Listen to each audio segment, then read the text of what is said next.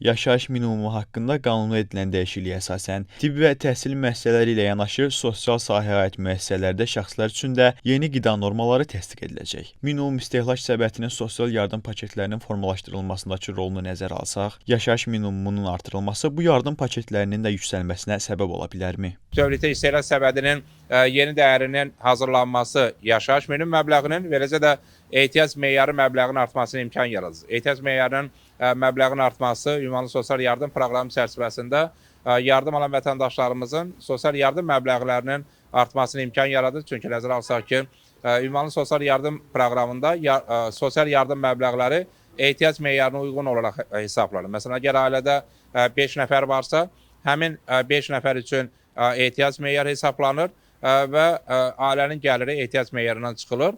Qalan hissə, qalan vəsait dövlət büdcəsi hesabına maliyyələşdirilir. Ehtiyac meyarı nə qədər yüksəlirsə, dövlət büdcəsindən sosial yardımlara ayrılan vəsaitin həcmi də bir o qədər artır. Sosioloqlar hesab edir ki, sosial yardım paketlərinin genişləndirilməsi yardıma ehtiyacı olan insanların rifahının yaxşılaşdırılmasına imkan yaradacaq. Yaşayış minimumu aşağı olanda istər-istəməz insanların sosial rifah halı da aşağı olur.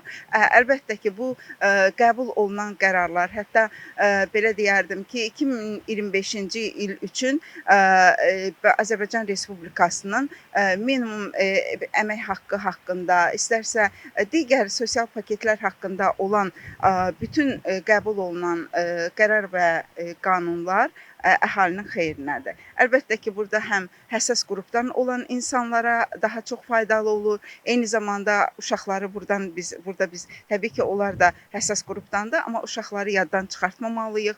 Pensiya alan əhali qrupu burada nəzərə alınır. Qeyd edək ki, minimum istehlak səbəti bir insanın normal və sağlam həyat tərzi sürməsi üçün zəruri olan mal və xidmətlərin aylıq miqdarını və dəyərini göstərən sosial-iqtisadi göstəricidir. Bu göstəricinin artırılması minimum əmək haqqının, pensiyaların, sosial paketlərin artırılması üçün meyardır.